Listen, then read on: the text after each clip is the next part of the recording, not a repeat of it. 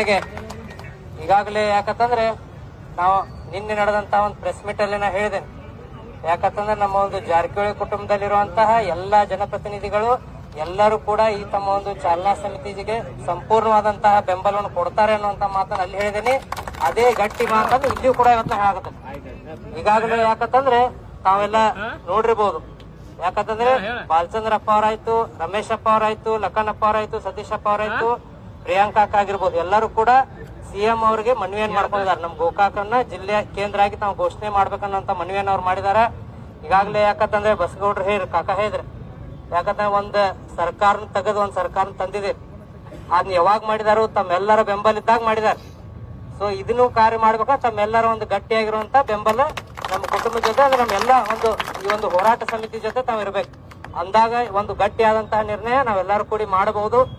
ಈಗಾಗಲೇ ಯಾಕಂದ್ರೆ ಎಲ್ಲಾ ಹೆಚ್ಚಿನ ಸಂಖ್ಯೆಯಲ್ಲಿ ತಾವು ಬಂದಿದ್ದೀರಿ. ಪೂಜ್ಯರ ಮಾರ್ಗದರ್ಶನದಲ್ಲಿ ಯಶಸ್ವಿಯಾದಂತಹ ಈ ಒಂದು ಬಂದ್ ಕಾರ್ಯವನ್ನು ನಾವು ಮಾಡಿದ್ದೇವೆ. ಈಗಾಗಲೇ ಯಾಕಂತಂದ್ರೆ ಇಲ್ಲಿ ಅಂದ್ರು ಯಾಕೆ ಜನಪ್ರತಿನಿಧಿಗಳು ಬಂದಿಲ್ಲ ಅಂತ ಹೇಳಿದ್ರು. ಬಹುತೇಕ ತಾವು ಮನವಿ ಪತ್ರನ ಹೊಳಿಸಿ ನೋಡಿದಾಗ ಅದ್ರ ಮೇಲೆ ಬಾಲಚಂದ್ರಪ್ಪ ಅವ್ರ ಸಹಿ ಐತಿ, ಅಜ್ಜಾರ ಸಹಿ ಐತಿ. ಯಾಕಂದ್ರೆ ನೋಡ್ಬೋದು ತಾವ್ ಅವ್ರ ಇಲ್ಲಿ ಬಂದಿಲ್ಲ ಅಂದ್ರೂ ಕೂಡ ನನ್ನ ಅವ್ರ ಪರವಾಗಿ ಪ್ರತಿನಿಧಿಯಾಗಿ ಕಳಿಸಿದಾರೆ. ಮನವಿನಾಗ ಯಾವತ್ತಿಗೂ ಇನ್ನತನ ಎಟ್ ನಾವು ಜಿಲ್ಲೆಗಾಗಿ ಏನ್ ಮನವಿಗಳನ್ನ ಕೊಟ್ಟಿದ್ದೇವೆ ಎಲ್ಲಾದ್ರಲ್ಲೂ ಬಾಲಚಂದ್ರಪ್ಪ ಅವ್ರ ಸಹಿ ತಾವ್ ನೋಡ್ಬೋದು. ಅದಕ್ಕೆ ಎಲ್ಲಾರು ತಾವು ಇವತ್ತು ಗಟ್ಟಿಯಾಗಿ ಇಲ್ಲಿ ಕಾರ್ಯಕ್ರಮಕ್ಕೆ ಬಂದಿದ್ದೀರಿ. ಇದೇ ತರಹ ಗಟ್ಟಿಯಾಗಿ, ಯಾಕಂದ್ರೆ ಪೂಜ್ಯರ ಮಾರ್ಗದರ್ಶನ ಇವಾಗ AC ಅವ್ರು ಬರ್ತಾರೆ. ಪೂಜ್ಯರ ಮುಖಾಂತರ ಪೂಜ್ಯರ ಮಾರ್ಗದರ್ಶನದಲ್ಲಿ ಅವ್ರ ಮನವಿಯನ್ನು ಕೊಟ್ಟ ಒಂದು ಸರ್ಕಾರಕ್ಕೆ ಒತ್ತಾಯ ಮಾಡುವಂತ ಕೆಲಸ ನಾವೆಲ್ಲರೂ ಮಾಡೋಣ.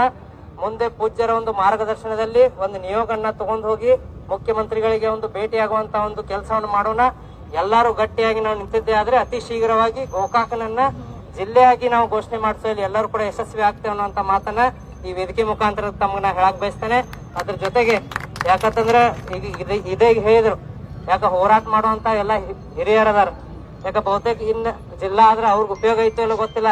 ಆದ್ರೆ ಮುಂದಿನ ನಮ್ಮ ಯುವ ಪೀಳಿಗೆಗೆ ಜಿಲ್ಲಾ ಆಗ್ಲಿ, ಒಂದು ಉದ್ಯೋಗ ಸಿಗಲಿ, ವ್ಯವಹಾರ ಸಿಗಲಿ, ನಮ್ಮ ಎಲ್ಲ ಯುವಕರಾಗ್ಲಿ ಎಲ್ಲರೂ ಕೂಡ ಮುಂದೆ ಎತ್ತರಕ್ಕೆ ಬೆಳೆಯಲಿ ಅನ್ನುವಂತ ನಿಟ್ಟಿನಲ್ಲಿ ಪೂಜ್ಯರಾತು ನಮ್ಮೆಲ್ಲ ಹಿರಿಯರು ಕೂಡ ಈ ಒಂದು ಹೋರಾಟದಲ್ಲಿ ಭಾಗಿಯಾಗಿದ್ದಾರೆ. ಅದಕ್ಕೆ ಬರುವಂತಹ ದಿನಮಾನದಲ್ಲಿ ಎಲ್ಲಾ ಯುವಕರು ತಾವು ಹೆಚ್ಚಿನ ಸಂಖ್ಯೆಯಲ್ಲಿ ಈ ಒಂದು ಹೋರಾಟದಲ್ಲಿ ಭಾಗಿಯಾಗಬೇಕು. ಭಾಗಿಯಾಗಿ ಯಾಕಂದ್ರೆ ನಮಗೋಸ್ಕರ ಎಲ್ಲರೂ ಕೂಡ ಹೋರಾಟ ಮಾಡ್ತಾ ಇದ್ದಾರೆ.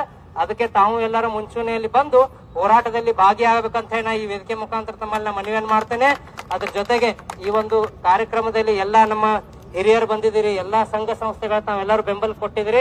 ತಮ್ಮೆಲ್ಲರಿಗೂ ನಾ ಅಭಿನಂದನೆಗಳನ್ನು ಹೇಳಿ ತಮ್ಮೆಲ್ಲರಿಗೂ ಒಳ್ಳೇದಾಗ್ಲಿ ಅಂತ ಮಾತನ್ನ ಎರಡು ಮಾತು ಮುಗಿಸ್ಗಳಿಗೆ ಅವರ ಒಂದು ಬೆಂಬಲವನ್ನು ಸೂಚಿಸಿದಾರ.